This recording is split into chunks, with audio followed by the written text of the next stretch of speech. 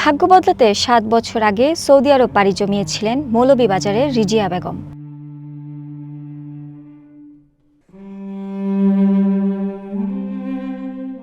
কিন্তু দীর্ঘ প্রবাস জীবন শেষে তিনি যখন দেশে ফিরলেন তখন তার স্মৃতিতে অবশিষ্ট নেই কিছুই। দীর্ঘ ১২ দিন পরিচয়হীন থাকার পর অবশেষে নিজের সন্তানদের ফিরে পেয়েছেন রিজিয়া।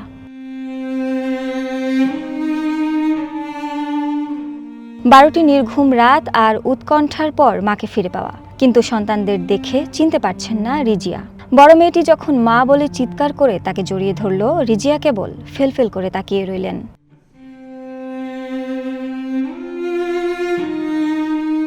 সৌদি আরবের সেই বিভীষিকা স্মৃতি কেড়ে নিয়েছে রিজিয়ার। মানসিক ভারসাম্য হারিয়ে ফেলা এই জননী এত বছর পর নিজের সন্তানদের কাছে পেয়েও আজ নির্বাক। সন্তানদের বুকফাটা কান্না আর আহাজারিতে ভারী হয়ে উঠেছে চারপাশ, কিন্তু মা রিজিয়া যেন এক জীবন্ত প্রতিমূর্তির মতো আছেন।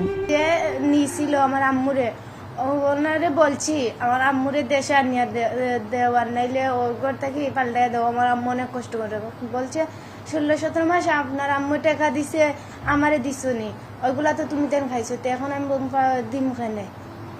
৭ বছর পর অনেক কষ্ট ছিলাম, আমার আম্মুরে পাওয়ার পর অনেক বেশি হ্যাপি আমরা। রিজিয়াকে আজ মৌলভীবাজারের তার নিজ গ্রামে নিয়ে যাওয়া হচ্ছে। পিবিআইয়ের আঙুলের ছাপ বিশ্লেষণের মাধ্যমে পরিচয় মিললেও তার হারানো মানসিক সুস্থতা কবে ফিরবে তা কেউ জানে না।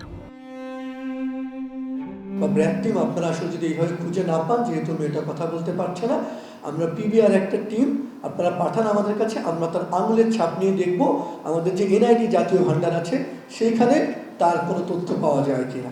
তারপর সেখান থেকে সেই তথ্য নিয়ে আমরা তার ঠিকানা পেয়ে তারপর তার বাড়িতে যাই। রিজিয়ার এই নির্বাক কান্নার পাশেই শোনা যাচ্ছে আরেক নারীর আর্তনাদ।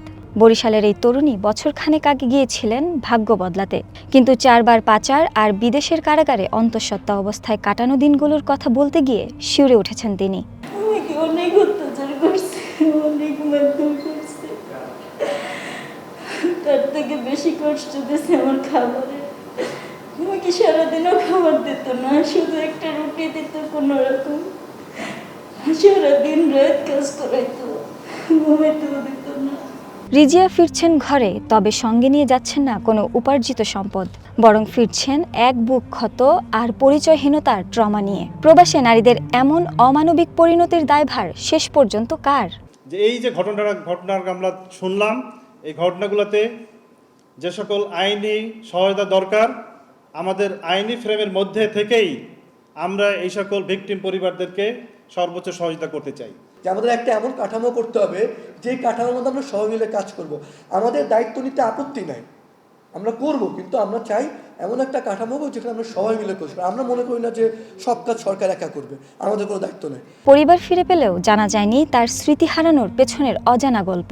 কোথায়, কেন, কিভাবে এমনটা হলো তা এখন কেবলই রহস্য। স্বপ্ন নিয়ে ঘর ছাড়া এই মানুষগুলো যখন ফিরে আসে ভাঙা স্মৃতি আর অদৃশ্য ক্ষত নিয়ে, তখন বুঝে নিতে হবে বিদেশের মাটিতে তাদের উপর দিয়ে বয়ে গেছে কতটা ভয়াবহ ঝড়। পাচারকারী আর দালালদের বিচার না হলে রিজিয়াদের মতো এই মানুষগুলোর দীর্ঘশ্বাস কোনোদিনও মুছবে না। শাওন জুই, ওয়ান নিউজ, ঢাকা।